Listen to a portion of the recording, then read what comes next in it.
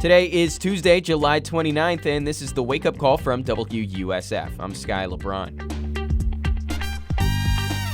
As small as the Florida panther population is now, it was way lower in the 90s. The state even recruited pumas from Texas to help repopulate them. But are these newer Florida panthers a puma hybrid? We'll talk about that, plus some events to check out this week if you're looking for something fun to do. Before that, though, the news headlines.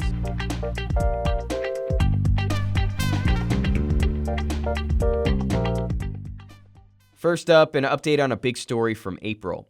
Jeffrey Knight, the man who rammed his boat into the Clearwater Ferry, was arrested and now faces 8 felony counts. The crash killed someone and injured 10 other people. Knight is claiming the ferry didn't have proper lighting.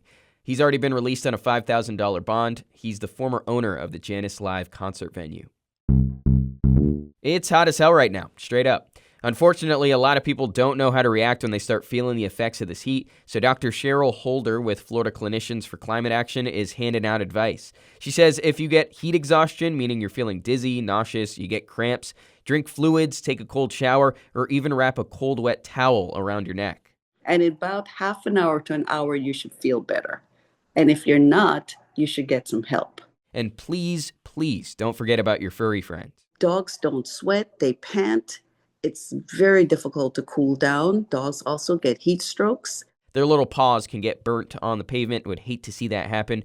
You may think all this advice is common knowledge, but it's important to reiterate, especially in Florida, where 2 million people work outside daily, and last year the state banned local officials from setting heat protections. One topic where misinformation is spread rapidly, immigration law. And the Manatee Unitarian Universalist Church just held an immigration panel to combat that. The people who went learned things like the difference between an undocumented person getting a misdemeanor versus overstaying their visa, which is a civil violation. Immigration attorney Victoria Bruno had one piece of advice as the event wrapped up.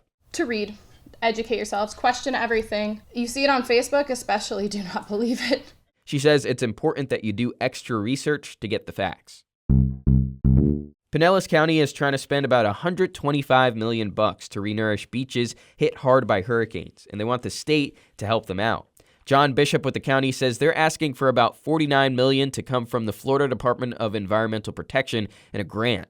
But it's very likely we will not get the $49 million we're asking for. They'll usually fund a portion of the project, and then we can reapply and try to get additional funds for next year. He says if they don't get that money, it'd be the first time the county would have to pay for the renourishment by itself.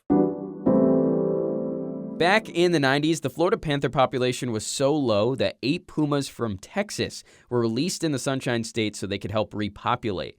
Well, let's just say those pumas were active. Since then, the population has increased tenfold. There were some concerns, though, that some of the Florida panther DNA would be lost in the process. WUSF's Steve Newborn talked to some of the researchers that were looking into exactly that. And Steve, what did they find out? Right, Sky. So a group of researchers from UCLA took a good look at the Florida panther, and they have found basically that instead of their genetics being overwhelmed, they were just basically added to. So here's what Diana Aguiar Gomez, one of the researchers, had to say about that. You always have 2 copies of your genes, one from your mother and one from your father. Let's say one copy is bad, has some defect, but then the other copy, it kind of compensates for it. So that's what's happening in the Florida panthers. They still have like these mutations that are harmful, but then they have the other copy that's kind of compensating. So that means we're good? Like the Florida panther population is back? It's all okay now?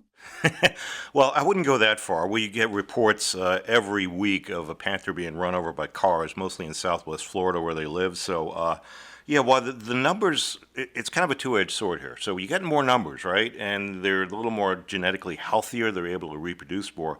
But that means they're running into people more. Their habitat, mostly around the Big Cypress area, southwest Florida, is a lot of development going on. There are a lot of cars. They get run over all the time. So the future of the Florida panther is still in peril, despite this good news. This project has been so successful that it's being looked at as kind of a test project for other species that might be in peril as well. If you want to read more about Steve's story and see the numbers for yourself, you can right now at WUSF.org. Steve, thank you so much for the time, man. Hey, my pleasure, Sky.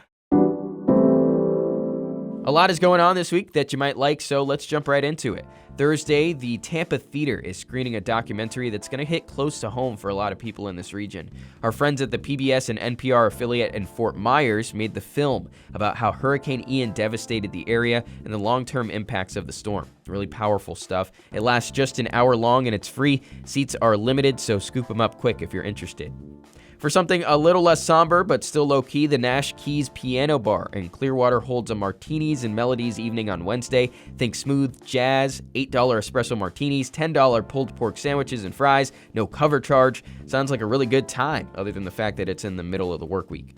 And how about some Pilates for a good cause? Wolf Haven Brewing in the Carrollwood area of Tampa is holding a Pints and Pilates event Thursday night where 100% of the proceeds go to Moffitt Cancer Center, including its inflammatory breast center. You have to register for this one and bring your own mat. Seems like a good way to finish off the month of July. And can you believe that? It's already almost August, which means the wake-up call is almost 2 months old now. Before you know it, it'll be driving and saying it hates me at the dinner table. But for now, that's another episode in the books. I hope you have a superb Tuesday and that you're back with us for another wake-up call tomorrow morning. Catch you soon.